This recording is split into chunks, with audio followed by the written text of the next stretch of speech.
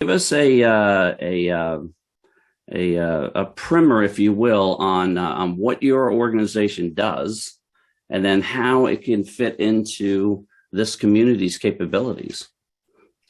Yeah, look, so Spirent is one of the leading test and assurance vendors in the telecommunications sector. And today we're engaged in roughly 1,800 global 5G engagements right across the commercial sector, but also with government and defense. And specifically for government and military standpoint, I mean, there's four common initiatives we're sort of globally involved with. The first of those is around 5G supply chain security, where we're working with some of the new national telecoms labs and test beds to provide a testing framework and methodology for performance and security validation of the new vendors, the multi-vendor operability, and the digital supply chains.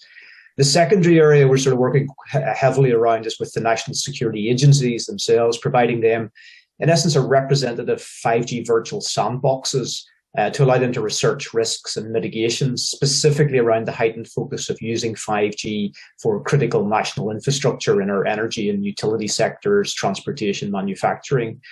And then we're working quite closely also with the defense industry as well, and many of the major contractors, and supporting them in prototyping some of the use cases with our 5G digital twin emulation environments around smart bases, AR, VR, for example.